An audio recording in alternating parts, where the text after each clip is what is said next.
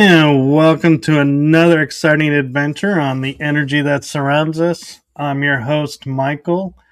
And tonight's guest, if you are a follower of both my shows, you recently seen on my other show, Riding Through the Unknown. And tonight, he has graciously agreed to come on and share some really fantastic and amazing experiences and knowledge around a specific topic I think you all will enjoy. So you are in for a huge treat, and I am going to waste no more time away from this topic, and I am going to turn it over to my amazing guest, the one, the only supernatural extraordinaire, Aage Nost. Oh boy, oh boy. No pressure on that one, huh? All right. Well, I I've had a lot of strange experiences, and I think I've done a lot of research into those subjects, and I found some things that coincide with the experiences. And tonight we're going to talk about ghosts, disembodied entities, and what is outside of the physical, because that's what you wanted to talk about, right? It is, and it was also, you had mentioned on the previous show afterwards that you were hoping to get to talk about that topic, so it's a perfect one for this show.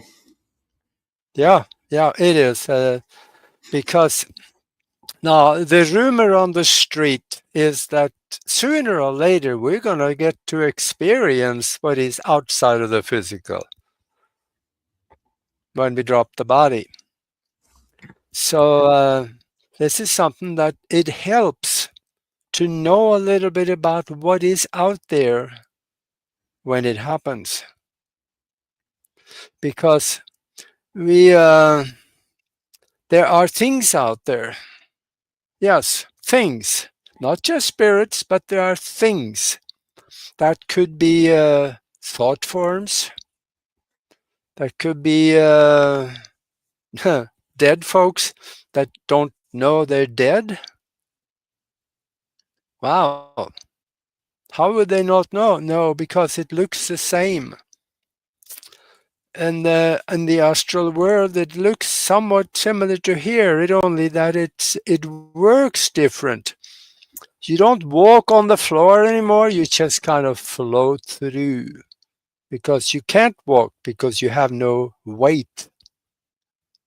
So and the disembodied entities that I have ran into as an astral traveler is mostly the ones that has very little or hardly any spiritual knowledge whatsoever. I guess we call them atheists.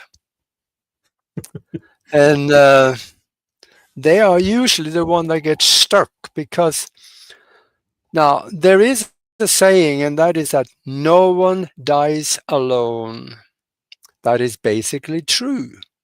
But there are times when you drop the body, you die, and then you find yourself outside of the body, standing there looking at yourself, and you're laying in bed, and you realize, how can this be? If you have no spiritual knowledge at all, it'll scare the daylights out of you, and you are totally confused. You have no clue of what to do. And if there's no one there to meet you, you don't know what to do. So you just hang around. You wonder, is it a bad dream, or maybe I'll just wake up soon? So you just keep hanging around. But the thing about it is that once you drop the body or you die, wherever you are is not your home anymore. You should not spend much time there, because you can get stuck. You should try to find someone to bring you home. And there is this spiritual telephone. That spiritual telephone is very simple and it works. If you're after, let's say, if you die and then you don't know what to do because there's nobody there to get you and take you home, try to call somebody. Okay, I'm going to qualify that one because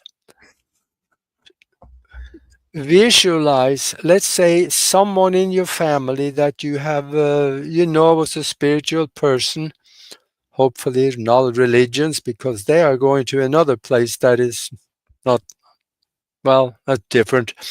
But visualize that person in front of you. Let's say your mom died a few years back and visualize her. Try to feel her, create a feeling in your mind about love. I love you, Mom. And then tell her, come and get me. Now, why would that work? She's not there. Well, outside of the physical, there is no air, and words are worthless, but the mind can create the pictures of her. And since quantum mechanics tells us that everything is connected, so you are still connected to your mom. And now everybody that has dropped the body, they become telepathic. Is mind-to-mind communication. She just might get the message. Mom, come and get me. And if it doesn't happen the first time, do it again. Because she will probably get the call and come and get you. Now remember one thing. When she comes to get you and you go with her, you are going to end up where she is. But it may be better than what you, if you're miserable where you are, that may be still better. So this is one way to get away from where you are after you drop the body. And this is something that we should think about because, like I said, the rumor on the street is that we're going to get to experience this one day. Well, only 275 years from now. And But I have an interesting question about that. yeah. And so, if we believe, because, and I'm going to go with religion for a second, and religion says, oh, I'm in purgatory. But now purgatory, according to religion, is closed.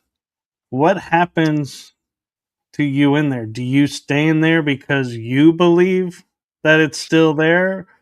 Or do you get to go somewhere else because it no longer exists? Purgatory is a man-made concept based on a lie. But because you believe it, you may end up in a place just like that. But it was man-made, created by the Catholic Church to keep people in line so they would believe what they were told and keep giving the Catholic Church their money.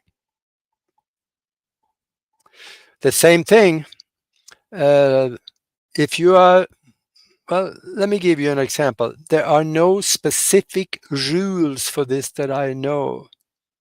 I knew a guy here in Tucson.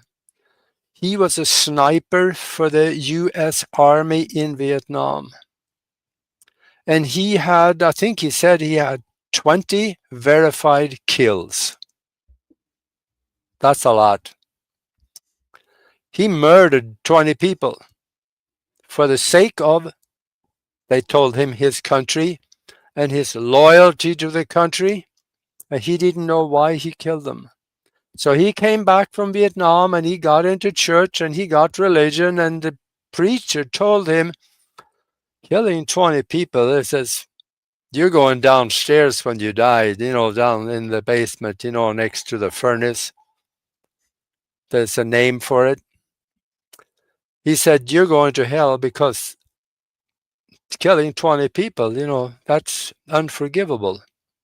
And he believed it. But then he had a near-death experience. And he didn't see any of that. He found himself walking among beings of light and dead family members. Everything was wonderful, he said. There was a phenomenal feeling of love. So it didn't happen to him. But he thought he was where he thought he was going to end up. So that's why I say I don't think there is any specific rules that if you think you're going to go to hell, you're going to go to hell. Obviously, that may not happen. But there are also people that have had near-death experience that have found themselves in a place like that for a short period of time and then came back. But most of the time, when people have near-death experiences and come back, they have wonderful experiences. So let's talk a little bit about how you can prove this to yourself. I think the absolute best way to prove this to yourself that ghosts exist, get yourself a fourth generation night vision goggles. And when you get them, they come with straps. You can put them on your head and, just regular goggles. And then night vision, you got to go somewhere at night. Go to a graveyard or go into a haunted house or just out in the woods. You're going to see things that isn't there. If you go, let's say, up to the graveyard and have the fourth generation night vision goggle and keep looking around, you're going to see people. It's not a question of if or when. You are going to see, they are there. Because there are people that have done it. So you're going to see the people. And you take the goggles off, they're no longer there. And the evidence of this is actually the fourth generation night vision goggles was given to the they've been around a while. They was given to the soldiers in Iraq when they were having their last, profit war over there, when the Bush cleaned up the oil industry over there and kept the money. So, the soldiers saw people. And they took the goggles off and they weren't there anymore. So they came and complained and they said, what's the story here? Why do I see people with the goggles, but I take them off, they're not there anymore? So they took the goggles away from the average soldier and they left them with the officers was able to use them. Because they didn't want the soldiers to know that there are ghosts walking around. I wonder, what is it about the fourth gen technology that you can see it, but not in the third or fifth or any other generation? What was so special about the fourth? The fourth is more fine-tuned and can see higher up in the light spectrum than what we can. They can even see higher up in the light spectrum than the third generation and the second generation can. So that's why they can see the lower levels of the astral world around us. That's where ghosts are hanging out. So this is something that, in fact, Art Bell on his radio show.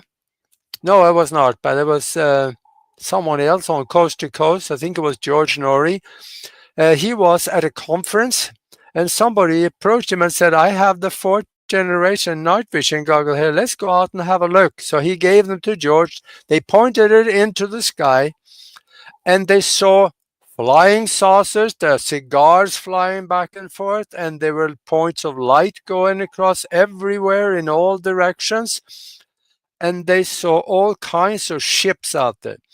There is a traffic jam in the sky above you, but you can't see it. These are all what we call UFOs. But there are intelligences that is interdimensional right above us all the time. It totally blew George Norrie away when he saw this, so he dedicated a whole show on it. So it is there. It is up to us to discover it for ourselves, because there is this saying, that for the ones who have had the experience, no explanation is necessary. For the one who have not had the experience, no explanation is possible. That's true. They will not. Go ahead. No. If they haven't seen them for themselves, people won't believe it, because we are so brainwashed into believing religion and government, then we cannot open up the paradigm to accept the fact that there are things that we have been lied to about, and there are things that exist, but we can't see it. So yeah, go ahead. I was going to ask, since their energy and they've left their body, why do you think so many people are experiencing what they call stuck spirits? Do you think spirits really are stuck, or are we misinterpreting what we're experiencing? I think they are stuck because they think they are. Now they can think themselves out of there, use the telephone, or they can also visualize the light and go to it. Then they can end up going through the light or going through the tunnel. There's ways they can think themselves out of there and going home. But if they think that, oh, I'm screwed, I'm here, I don't know what to do, so they just hang around, then that's what they do. And I know they can be hanging around for thousands of years. I have a personal experience on that one. That was back in Europe, in Norway. Me and a friend, we engaged in a bet, because there's an old cathedral there. It's about 800 years old. Cathedral, huge thing. And they say that it's haunted. So somebody challenged us and says, I bet you don't dare to stay there overnight. Well, they locked the doors, so where nobody's supposed to be there at night. But we were there late in the evening, right before they locked the door, and we went and hid.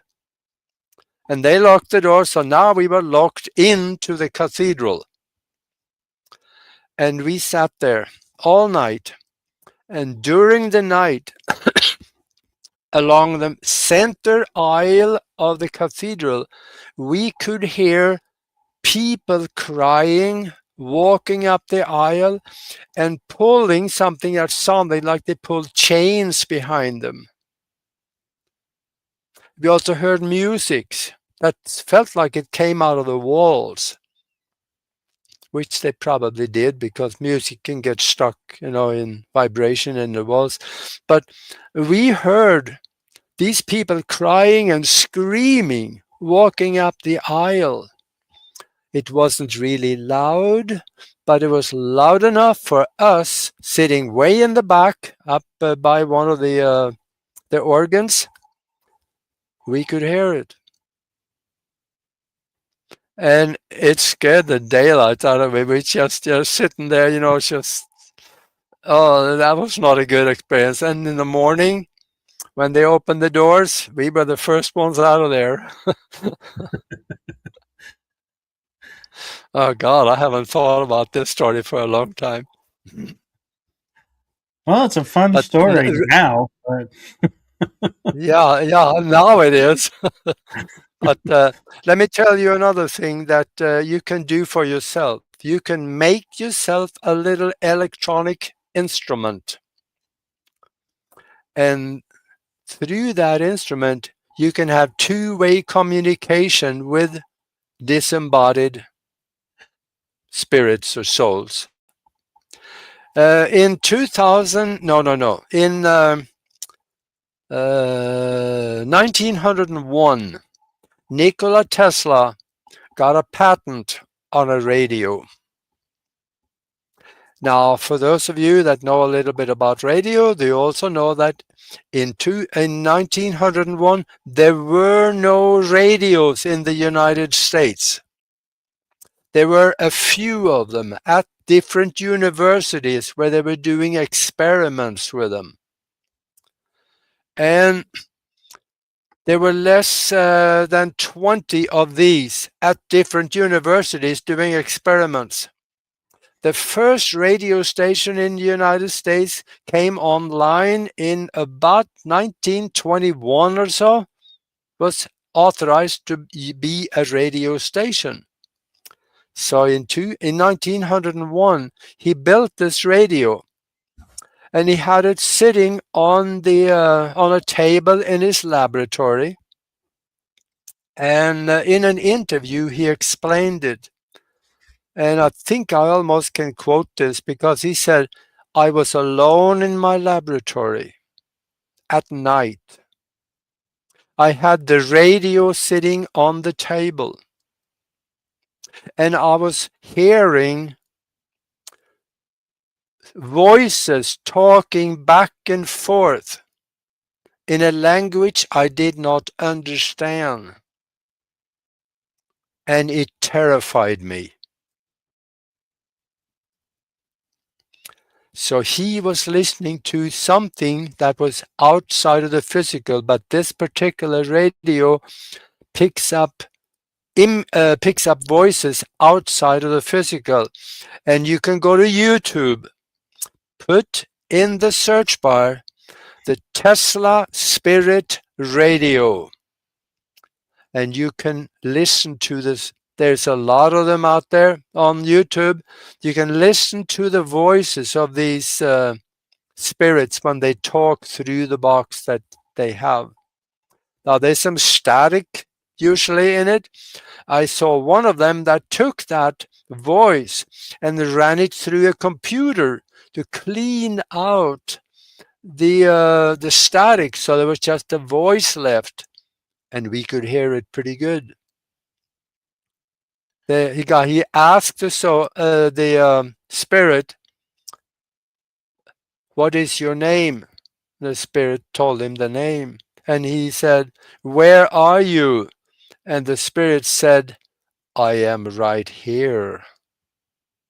Now that would alarm a few, being right there with him. And then they had a conversation with him. And that all came through the Tesla Spirit Radio. This is real, folks. And also there is, I think about a week ago now, I interviewed a guy on Broadcast Team Alpha. You can find it on YouTube. That is the guy's name is Tony Rathman, Rathman. He lives in Phoenix, Arizona. He has built a radio type of equipment without the microphone, and he can stand there's no microphone, but he stands let's say 7 or 8, 10 feet away, and he talks to the equipment in his mind, and he get voices coming back answering him that come through the speaker. And this is very clear. You can hear the voices very clearly. And there are people that go to his place, and let's say they have a mom or someone that died and they need to talk to them. They go to him. He says he can bring that mom back so she can talk to whoever wants to talk to her. And if you go to Broadcast Team Alpha on YouTube and watch that show, and about Tony Rathman, and there was about spirits, I forget the title of it. In the very end of the show, he demonstrates it. He runs the recording where we can hear the spirit talking. So, yeah, again, this is real. It happens. Yeah. Your show title was Proof of Life, Tony Rathman on Spirit Communication. Yeah. There you go. Now, that was voices. What about pictures? We have the pictures. There's a lot of pictures of ghosts and disembodied entities and whatever they are. We have that. And we have voice recordings. We even have physical matter that they leave behind. That is called ectoplasm. And there is some interdimensional exchange of energy from their reality into ours. But what about if we can see them alive? Yes, there is a way you can do that too. And that, get yourself a Tesla coil. Find one that is as big as you can get them. You know, they have the little bitty ones. That is okay, but they may not do the job. You need something that is maybe at least maybe a foot or two tall. And go to a graveyard. Find a freshly dug grave. Set the Tesla coil right next to it. Take an extension cord and plug it in somewhere.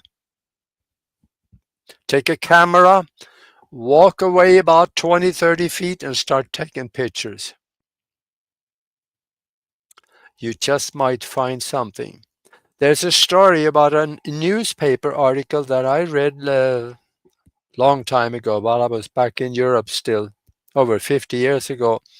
There were a guy in southern France.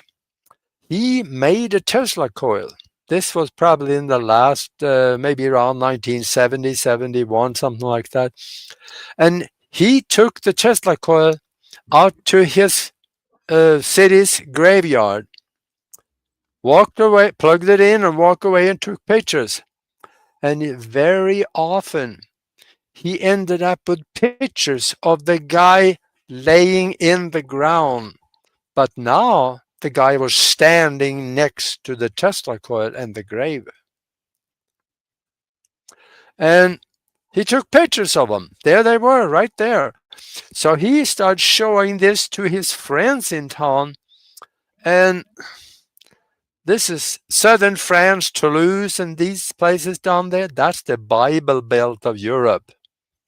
And he said his friends turned on him. They said, "Oh, you're working with Satan." And they ran him out of town. Then he said, if I had stayed there, they probably would have killed me, he said. So he had to move. That's kind of because surprising. Because he took pictures of dead folks. Yeah, that's surprising to me because Toulouse and Carcassonne and Montsegur are Cathar related, and so I would not expect to be so Bible religious. Yeah, that was back in the 70s. Things have changed a lot now, but of course, France is lost. It's a lost country right now. The Muslims took over. Yeah, that's happening a lot of places. Yeah.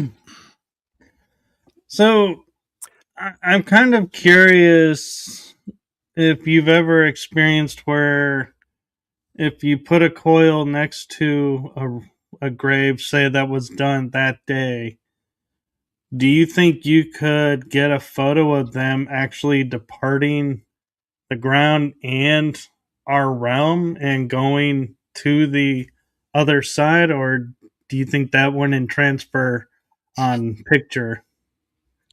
Well, the pictures that he took, they were already on the other side.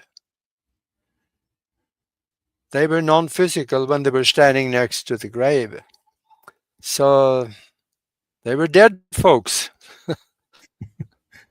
But I there is if you research the Tesla Spirit Radio and also Tesla coil. I saw something on that a good while ago. There were Tesla coil spirit communication. Google that and see what happens. There still might be there. But there's another one that is right here in Arizona. At the University of Arizona in Tucson, there's Dr. Gary Schwartz.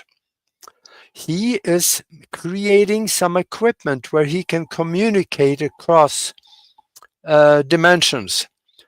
And I think a couple of years ago he said, "Give me 5 years," he said, "and I will have a machine that we can call somebody." It's called the soul phone. We can call somebody that is dead, he said, and they will talk with us. Now, already he's been able to do that in the form of yes and no when they ask questions. He got a computer that they have created this, and I think they run it through something similar as a radionic computer.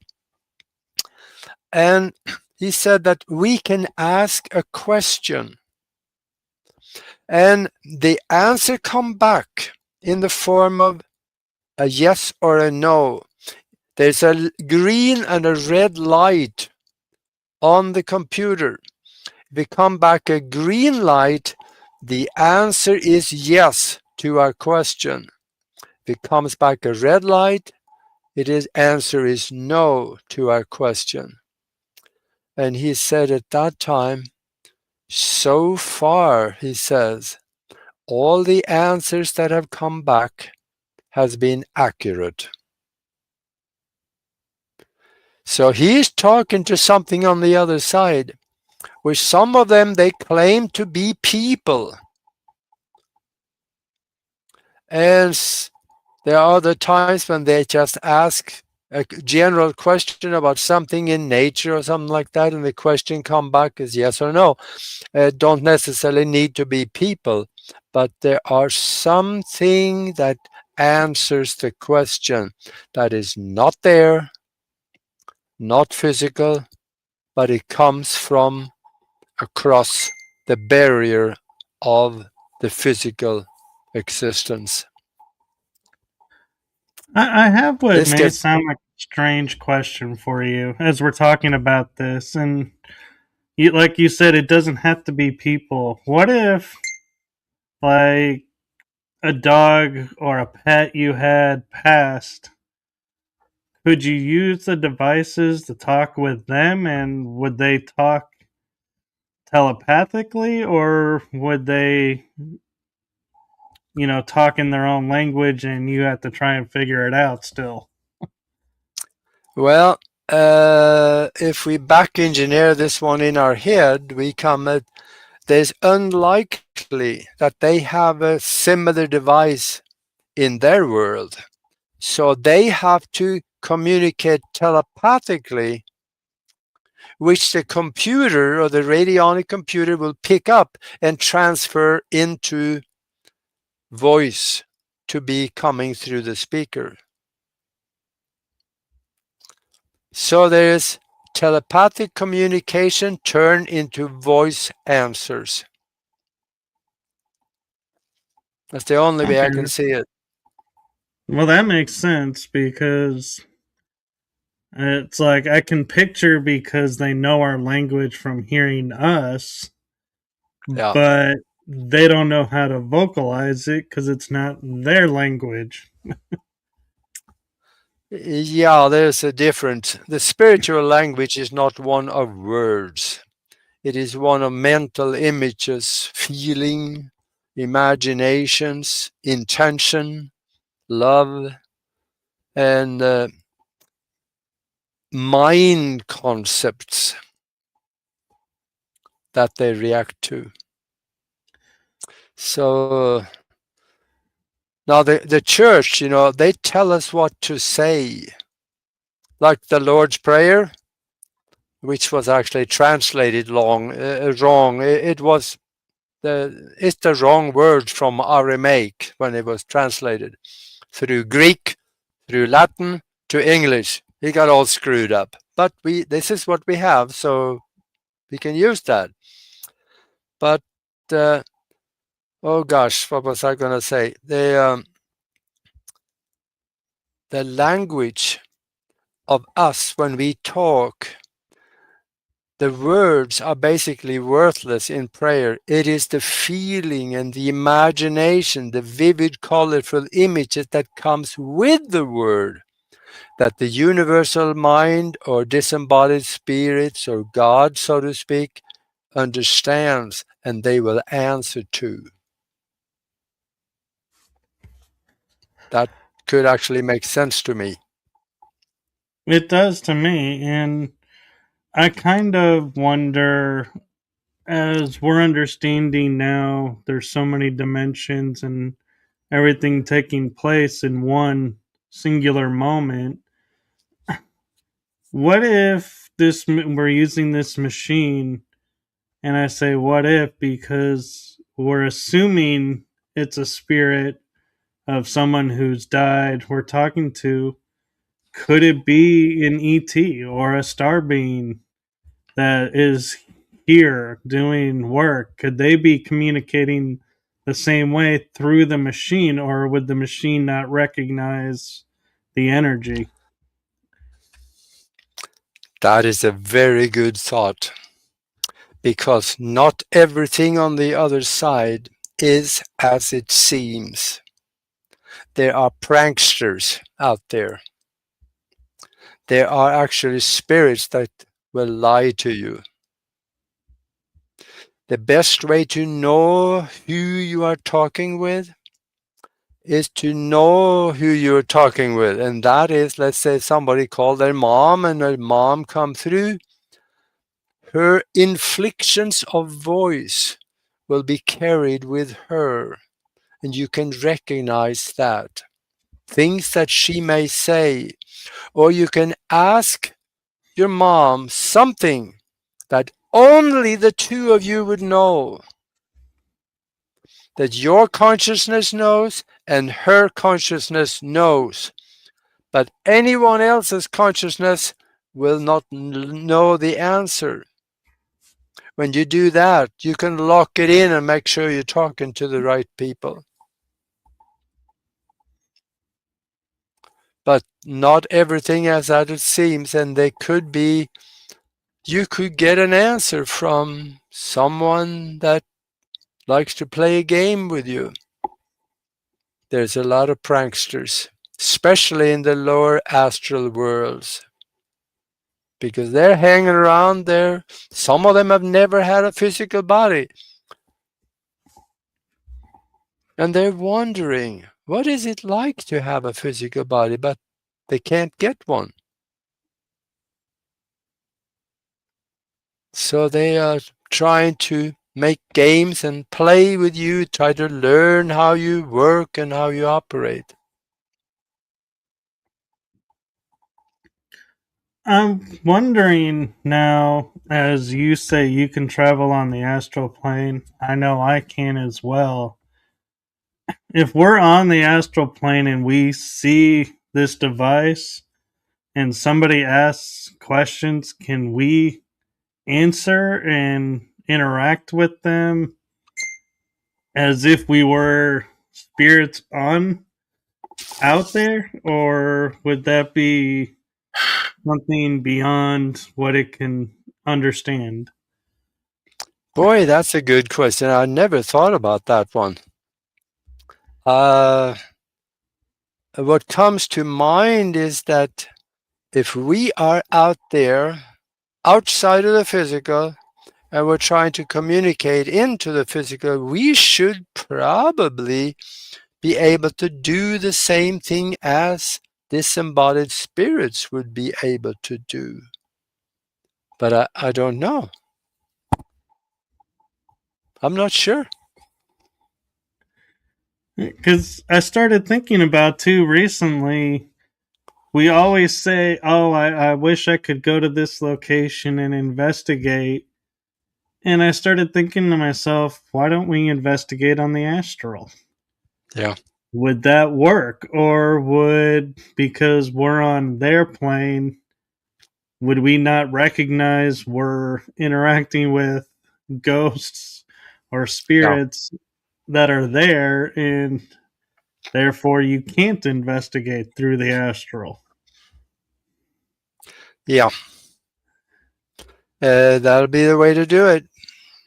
But having an astral experience, leaving the body, going out there, observing and participating thing and doing things, going investigating things, that is something that everybody can do that if they learn how to get out.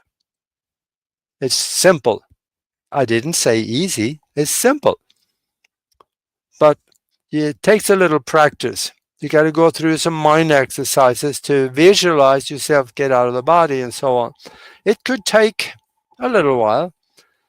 Thinking of myself, when I started decades ago, but I was still back in Europe, uh, I did it every night. And I know it was at least a month before I was able to get out. It could be a month and a half. I'm not sure. It was quite a while. But then again, that's me. I always had to work for things that I learned. Nothing came easy to me. So I just had to keep doing stuff.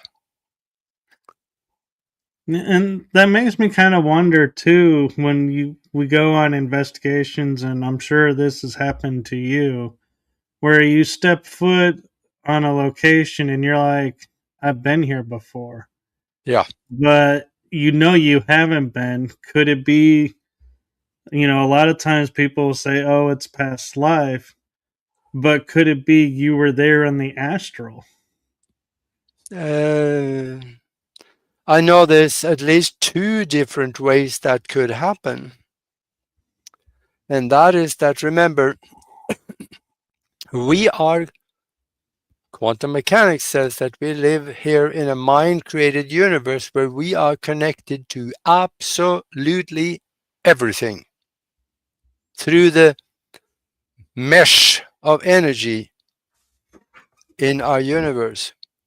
So if you come into a town and it looks familiar, it could be because your subconscious mind is picking up the energy of what is around you, and it brings the mental images to the subconscious mind so you can start feeling familiar with it.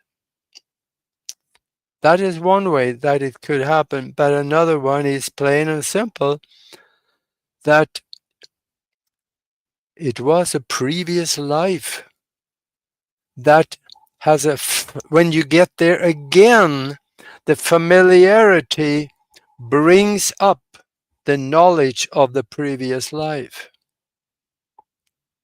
That makes sense. And the reason I ask is I had an experience where I went over to a friend's house for the very first time. And I walked into her kitchen and I could tell her where all the dishes were. Like the plates were in this cupboard, silverware's in this cupboard.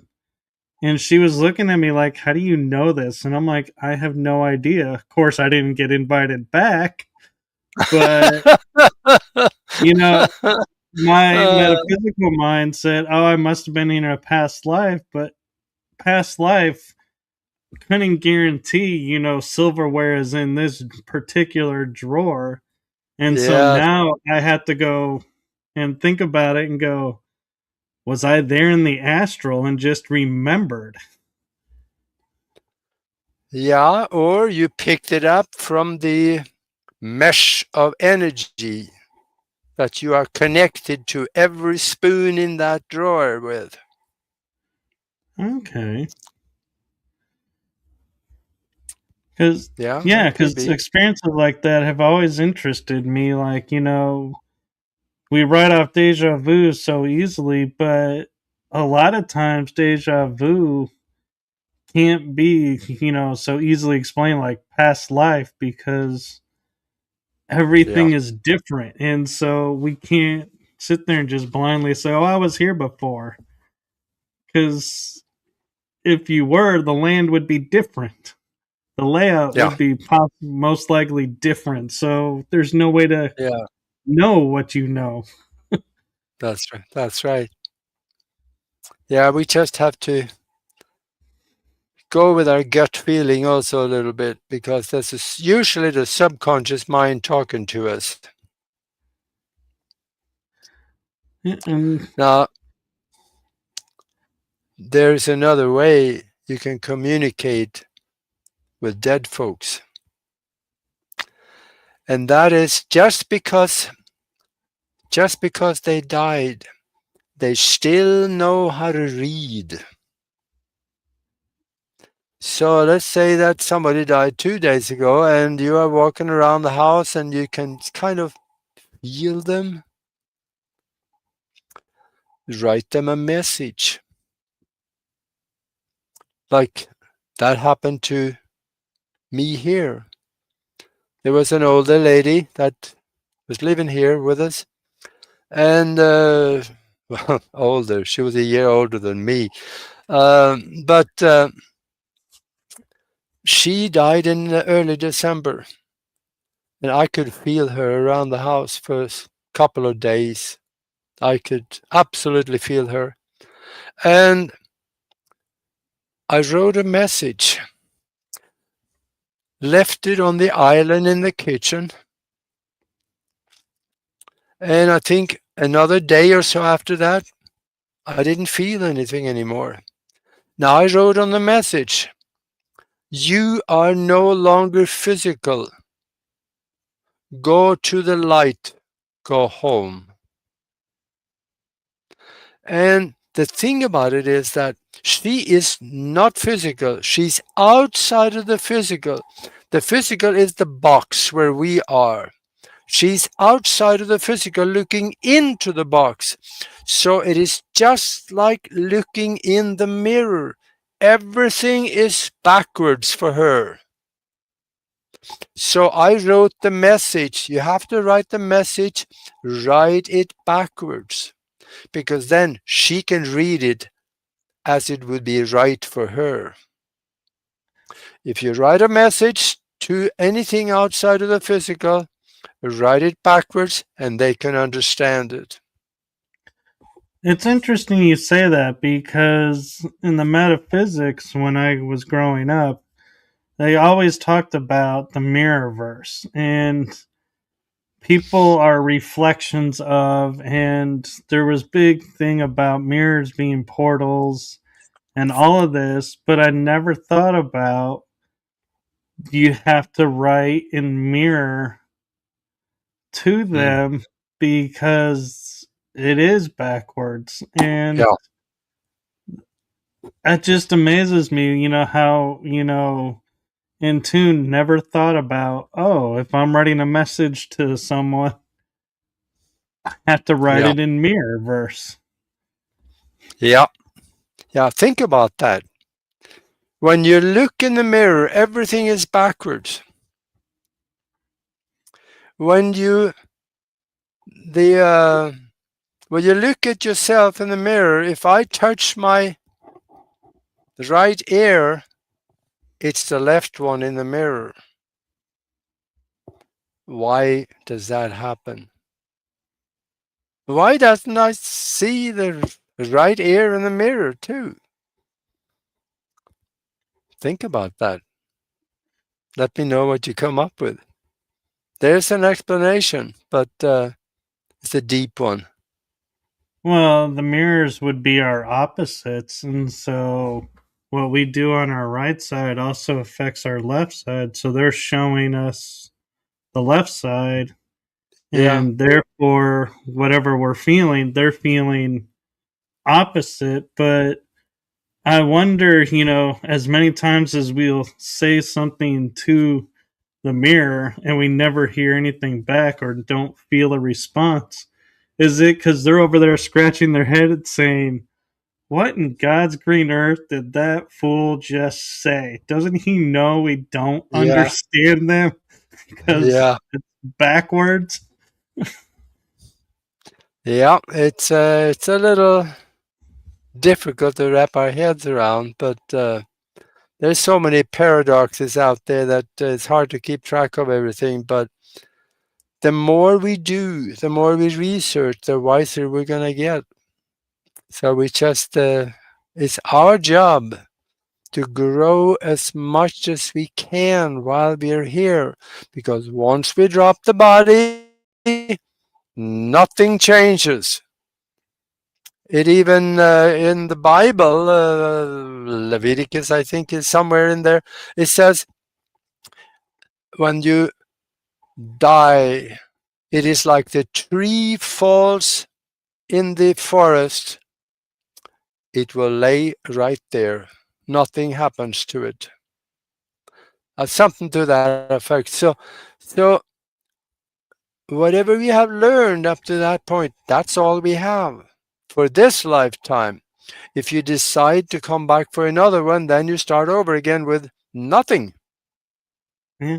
And I think I just had Then a realization for your mirror question that might be an answer. We are ourselves here, but we're also ourselves on the mirror side, existing in two forms. So by us touching our right ear, ourself in the mirror verse is touching his left ear to make the whole connection, to make us one. yeah, but say now, let's say let's consider this panel right here. Let's think that is a mirror. So I'm touching my right ear, and it's the left side on the panel in the mirror. But if I touch the screen, which that doesn't work, there's no mirror here, but if I touch it, yeah, You have to touch no, the camera. you got to It have a won't mirror show. to make this work. Yeah, Yeah. but see, the thing is that then your finger is on the right side where it touches. So go ahead and play with this. So there's something here that switches, and then of course everything is backwards, right? No, it isn't. My head is still up and my feet are down, but this way it is reversed. Why isn't this reversed? I Anyway, wonder if it has to do with the way the mirror is it concaved or beveled or no, something? I no, wonder. they're usually flat. Well, yeah, they're concave mirrors too, but that's not it. But now we're getting into the weeds here. We should stay on subject, probably. Well, but Uh, if we think about it, if we're interacting with, the mirror and figure that out, we can understand why we can see images in mirrors mhm. that aren't there. And pointing case of that is there's a famous mirror in Louisiana at the Myrtles Plantation. They say is mercury glass, and they've replaced it, I believe, 6 times. And every time a handprint appears in the exact spot Really? on each mirror, and they say it's a ghost that's put his handprint there Hmm. and imprinted the glass. But they also talk about you can see spirits walking down the stairwell in the mirror, but Yeah. there's nobody there. And so I think if we can figure out, like you're saying, how we're in the mirror, we might be able to communicate with spirits through the mirror. Well, the mirrors are also portals. You can. I think we even talked about this last time. If you stand in front of the mirror, look in your left eye, and whatever message you send out, that can go wherever you direct it. This also, there are people that say they can go to the mirror and they can communicate with other entities in places far away. So I haven't Mm. done much with that, but this seems like it can be done. Well, and what's interesting too is if we look at the Matrix movie, the first one, Hmm. a lot of people don't remember, but when Keanu Reeves' character took the pill and was told to wake up and go into the real world, the first thing he did was touch a mirror, and the mirror Yeah, turned into this glob, liquid glob that all of a sudden took over his body, and he was in the real world. So it shows mirrors being the portals yeah, to different realms. And so, and yeah. That's right. I wonder if that's why too in the Victorian age when people died, every mirror was covered, and they said that was so they didn't return. Their ghost was the legend was their ghost would return, and to prevent it, you had to have the mirrors covered for a certain amount of time. Really? Yes, Huh. That's interesting. Maybe they were not so stupid after all back then. but Yeah.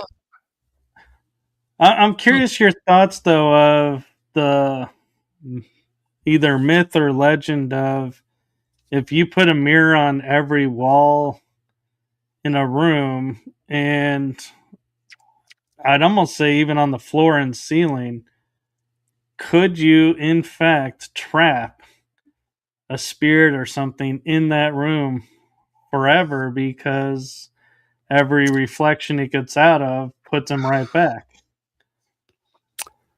I don't know, but I think a spirit is very difficult to trap in a physical enclosure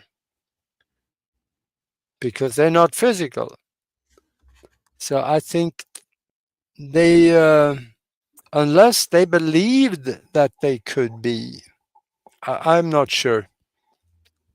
That's above my pay grade. I don't really know. Okay.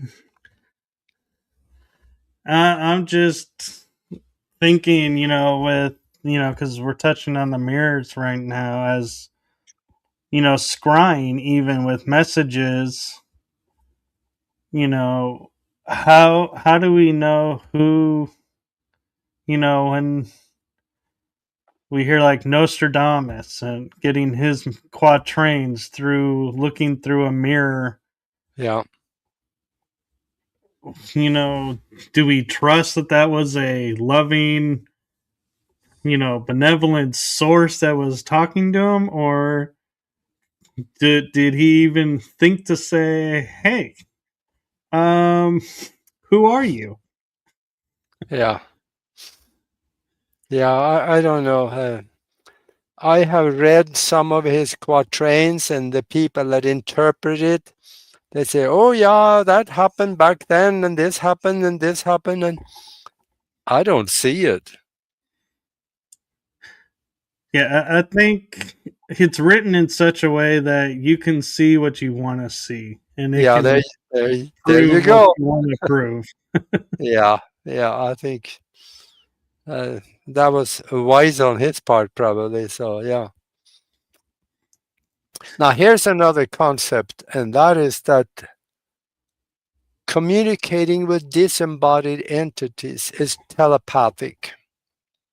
What if we could contact and communicate with extraterrestrials, interdimensional extraterrestrials? I think we can, because there's a process for this. There's the 5C. Uh, if you are trying to contact somebody outside of the physical, that is telepathic, we should be able to use the same method. If these are extraterrestrials that is operating outside of the physical in vibration, higher vibration, like the one you can see with the night vision goggles, we should be able to contact them. Right. I've always, in the back of my mind, when I hear people say, "Oh, we have to point a laser in the sky to help them find us," I'd always hear myself thinking, this craft just traveled here potentially through wormholes or some time space differential. I don't think they're going to get to the planet in the outer atmosphere and go, "Anybody see that green light? Because we're lost now. We've reached the Yeah. pinnacle of what we can do.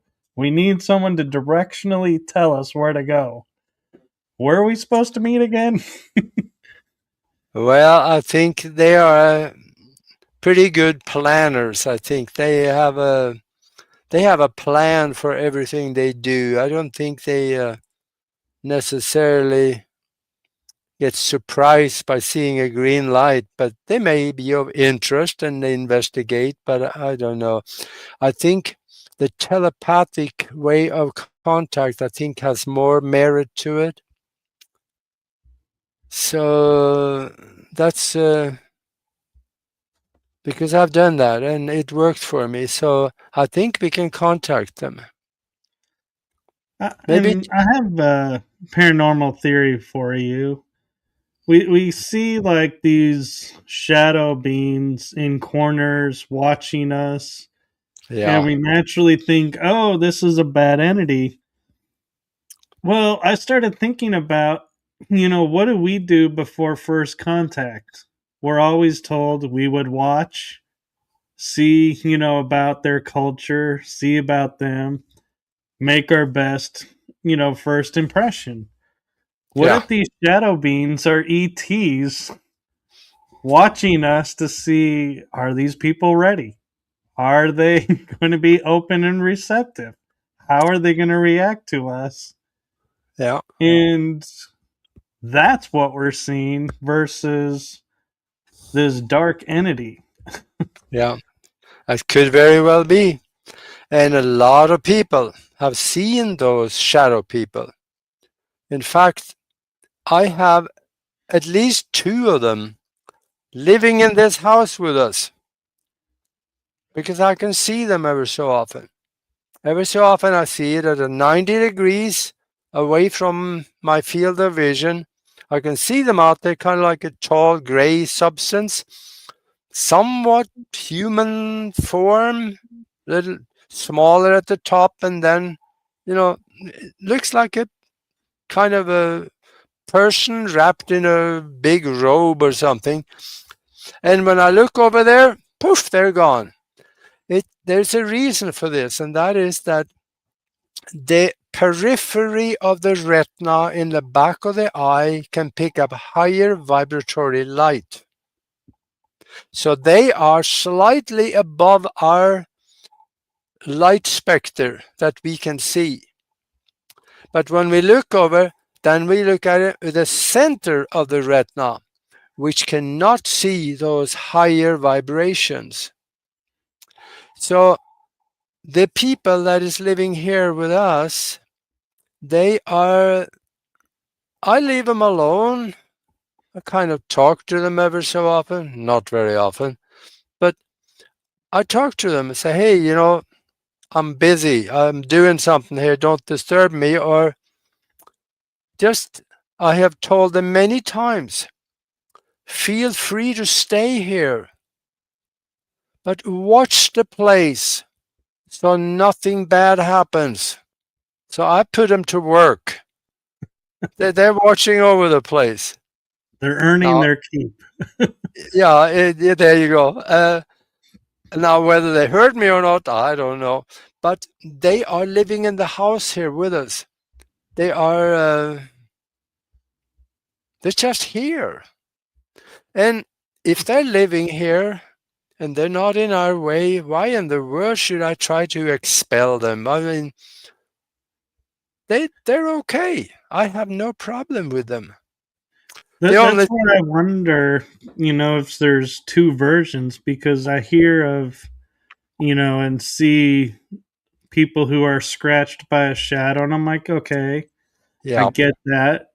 And I have an experience where when I was growing up and watching TV, like you're saying, I'd see him out of the corner of my eye, and we were making a game of it. Like, how close could they get before they could touch me? Would I, can they surprise me enough? And of course, I'd always turn and look at them, and they would disappear. But it makes me wonder, are we around the benevolent shadows, which could be ETs, interacting, where you go to like a prison or an asylum where people have been tortured and emotionally left a emotional impact. Could that be a different type of shadow? I suppose everything is possible because there's this mind-created universe, so if we believe it is possible, I am sure it is. And then again, ever so often somebody say, when I die, I'll have all the answers. No, you won't. No, you'll have questions you'd never even imagined coming into mind. Yeah, just because you're dead, it doesn't make you smart. Yeah. So, going on your theory, that the mind creates what happens, could it be that these shadows that people that say, oh, they pushed me or they scratched me, is it a mental construct then that they formed because that's what they asked for and that's what they wanted to experience? I have to say yes and no to that because at the very core of everything is a mental construct. But within that construct, I'm here, you're there, and there are others. And some of the others, they may not agree with what I'm saying. So there are things out there that may feel like, well, I've been living here for a long time and these people moved in and I don't like them, so get rid of them, and they try to hurt them. Or they're just flat angry for other reasons, so they can hurt anybody. So if they get strong enough emotion behind it, they can breach the barrier within the physical and their world. So That that's makes the mental energy. Yeah, they can breach that barrier. And that's when you can get scratched, or you can see things, or things can happen. And talking about that, it reminded me somebody made an observation of if you're a spirit that's newly formed, so to speak, and don't really know how everything works, and you go to grab somebody's arm to try and get their attention, it looks like you would make contact with three fingers more than the others. Yeah, And if their energy goes through, it can create what looks like a scratch. And we're thinking, oh, this being scratched me, they don't like me. When in fact, it could be they're trying to get your attention and don't know how their energy is going to interact. And it was a mistake. They didn't yeah, mean to scratch. that could be too. Maybe they don't understand. If it's a really strong emotion behind it, they may not understand their own strength. Yeah, that's when I started hearing that, and it got me to stop and think. Mm-hmm. I can't jump to conclusions anymore of, oh, I got scratched, therefore this is what happened, or Yeah, I got pushed, therefore this is what happened. Oh, I see this, so therefore this is what I'm seeing. Is I started to realize, wait a minute. When I see this lady walk across this hallway, I'm assuming this lady has always lived here and this hallway has always been here. But that lady could be in another dimension. yeah, And there's a window there that we don't see. And that's why there's no real communication between, because we're both in like, can you see me? How can you see me? What's going on? Where we're not sitting there going, oh, it's like that movie Contact where she's yeah, looking through the fog to creatures trying to communicate, and you don't know how, so you don't. yeah,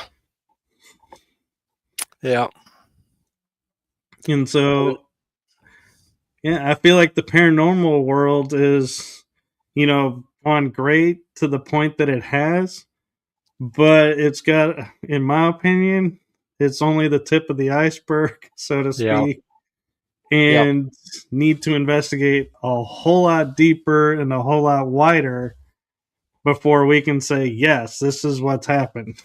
Mm-hmm. Absolutely.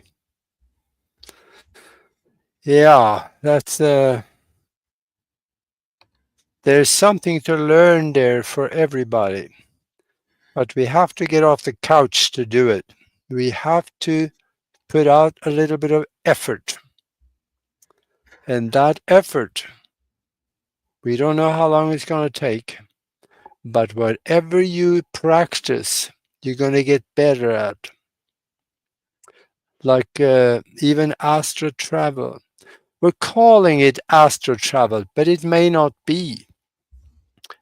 Where the astral body leaves the physical body, it is attached to the physical body with a silvery cord. If you see the cord, you are traveling within the astral vehicle. If you don't see a cord, you are not. You are then traveling by consciousness. And the astral vehicle have some limitations to distance because the cord has material or substance in it. You go too far, you stretch the cord so thin that you're running out of astral substance, and that will not break. When you get to the point where you can't go any further, you slam back into your body, and that can hurt all over. But if you're traveling by consciousness, there is no limitation to distance. You can go to another galaxy if you like. Now, I have not done that because it doesn't feel comfortable to me to leave this one. I know you can get back, but it just hasn't felt comfortable to me, so I haven't done it. But the thing is that you can go to different planets. If you go to the moon, you can look around. Go and find things in the craters. There are buildings up there. There are ships sitting on the surface. There's stuff you can see. So if you practice out-of-body experiences and stay with it, that will be an experience that you would love to have, because it's really simple. Let's say you lay down, close your eyes, relax the mind and relax the body, and then in your mind's eye, visualize yourself getting up, turning around, and getting out of bed, turning around and looking at yourself back in the bed. And you know what you look like, so you can, in your mind, you can see yourself in the bed. Do this every day. Some people catch on like ducks to water with this. Other people like me, it took me a month or maybe two, I don't know. But stay with it. Keep trying it, because there is a day out there when you actually will succeed. There's another thing to remember, and that is that there is this thing called astral blindness. What's that message say? No, he was just saying Yeah. he's come to understand what Oh, we call paranormal activity as other dimensions. yeah. Oh, that's good. Uh, but astral blindness, that is something that you are out of your body, but you don't know it because you can't see anything. That's why if you do it in a totally dark room, you may be out of the body without knowing it. So keep a light on somewhere in the room so you can have something to look towards and realize that, wait a minute, there's a light here, but I'm still back in the bed, so I am out of the body. And also, when you get out, don't say, oh, wow, I'm out of the body, I'm going to the moon now. No, don't do that. You're not ready. No. You are not ready. So you got to keep crawling before you can walk and run later on. Start move around the house a little bit. Maybe go outside. Start moving around, and whatever you run into, it's not there to hurt you, because there is nothing that can get hurt. Your physical body is still back in the bed. So there's nothing there to get hurt. So the only hurt you can have is a mental scar. If you end up seeing something or doing something that scares you really bad, that could be a mental scar that could later on prevent you from getting out. But whoever you see out there, I highly suggest don't communicate yet, because you don't understand the environment that you just stepped into. I agree, and I have two questions for you. Theories, actually. When you reach the end of the astral cord, as you say, but in that instance before you snap back, can you jump into consciousness and leave the astral body, so to speak, and free yourself of the cord and be able to go further. And the other question I just went blank on, so I'll leave you with that one. I don't know how to switch once you're out. I think that's a question I never thought of, because in the beginning I ended up using the astral vehicle, and there were a lot of times you come back and you don't remember anything. You remember there was something that happened, and this feels like familiar. I may have done that. You have glimpses of things, and that is because the astral vehicle, first of all, has no intelligence of its own.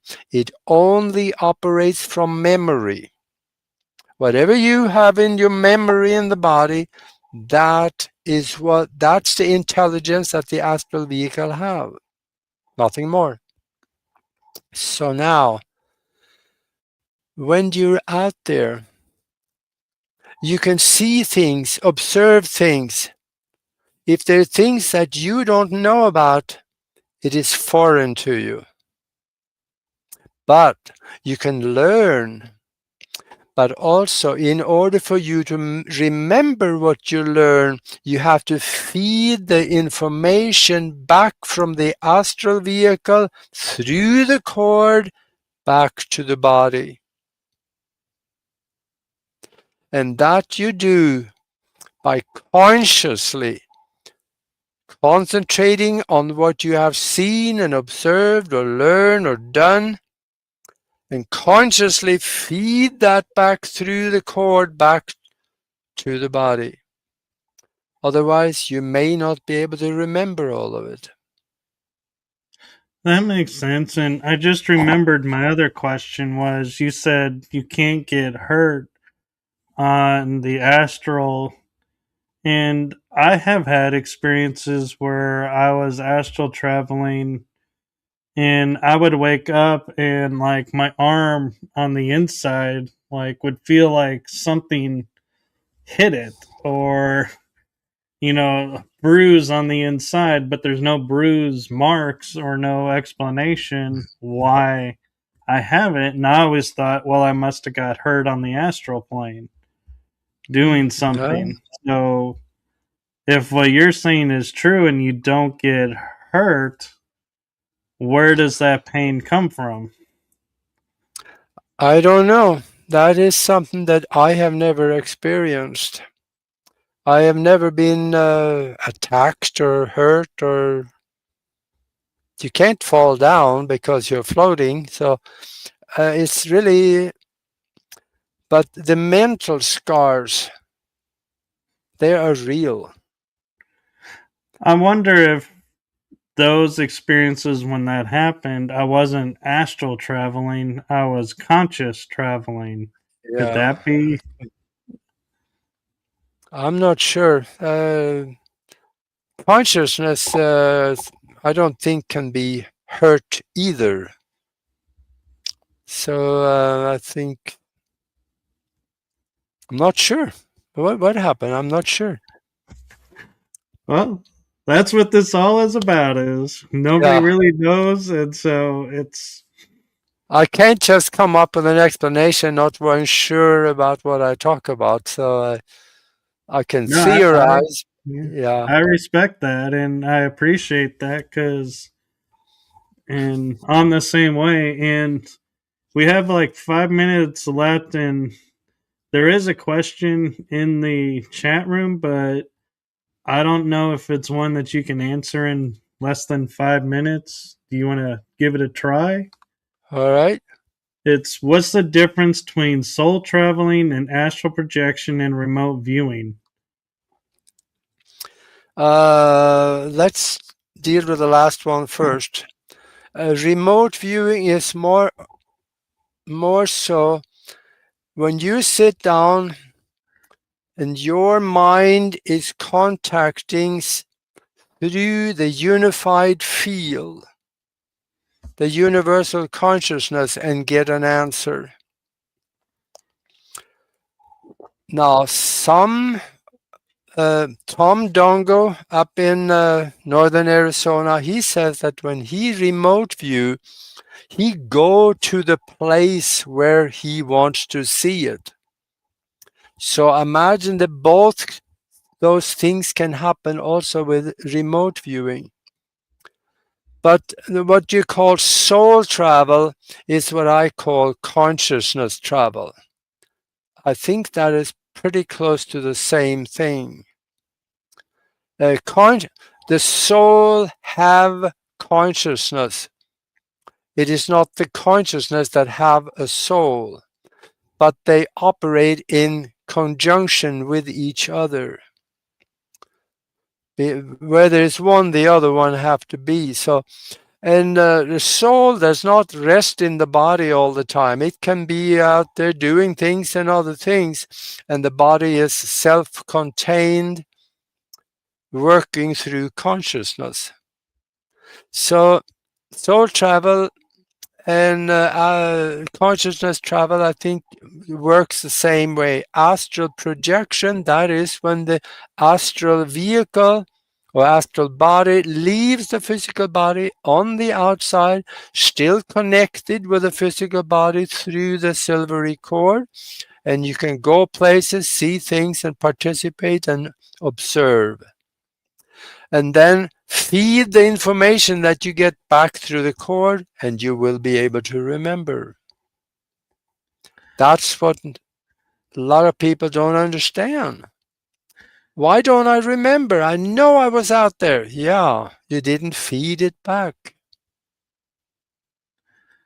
And I also wonder, astral projection, is that a form where we can time travel and experience and not interfere with time and, cause, that proverbial paradox of you altered the past, so now you screwed up the future?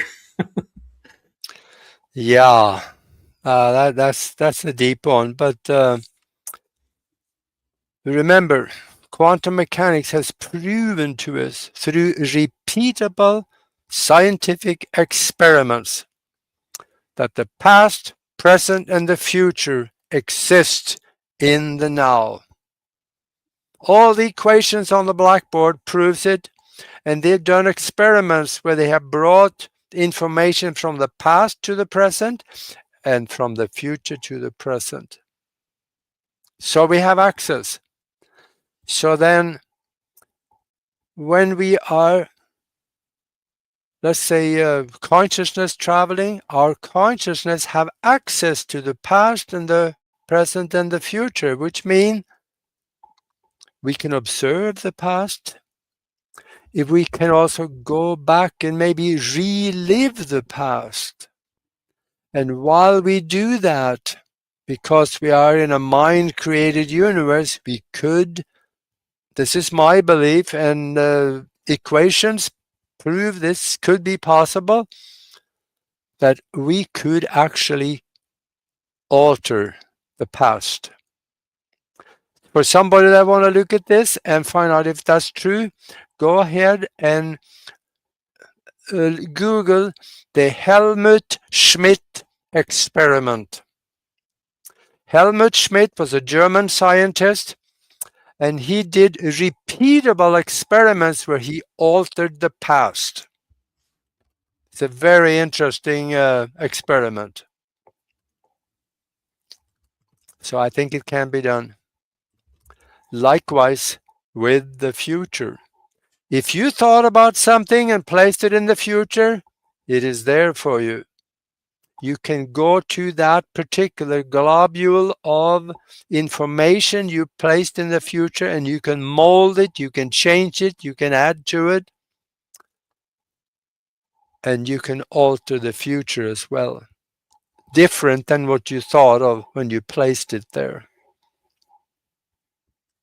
Boy, that Yes, got and thank you, and thank you for sharing all your wisdom and insights with us. And Uh, we always seem to run out of time to, as we're getting really into it. And so yeah, I appreciate your willingness to come back on and to continue talking about this with us. And I I will. thank you so I, much.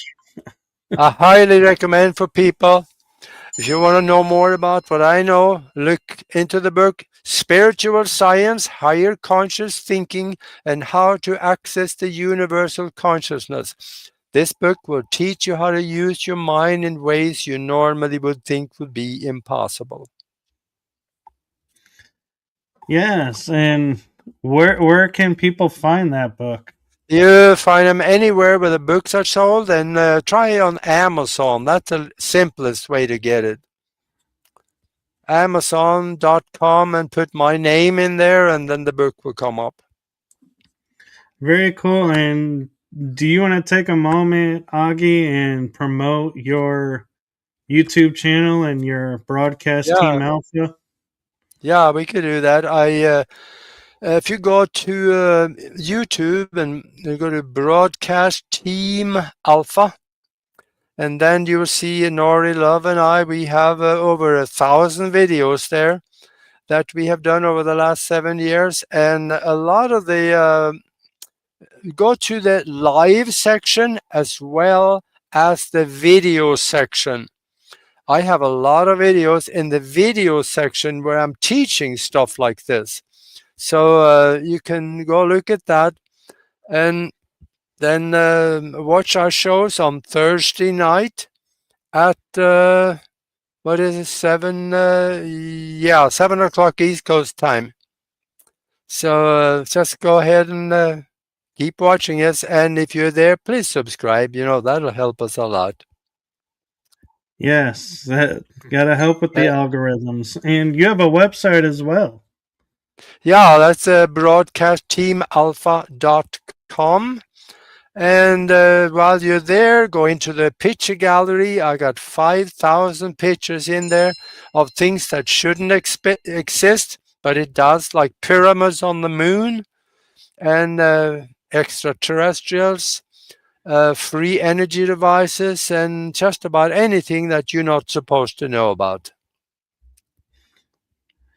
Wow, you are like an endless source of information, and just it is Well, amazing. And I've looked at the website and at the YouTube channel, and I have to say it is phenomenal. All the information that you've gathered and you share, and I like how you share it in such a way that you don't dictate what it is. You just pose a question. You're like, what do you see? This is what I see. What do you see? Or yeah, how can this exist?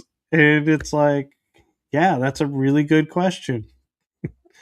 yeah. I learned a long time ago. I'm not trying to convince anybody, because then, I'm human, and sooner or later, I'm going to believe something that is wrong. And if I tell you about it and you believe it, then I misled you. So do your own research. Everybody out there, don't even believe me. Just go and do your own research. And you're going to be better for it, because then you know. If you just go by somebody else say, then you think you know.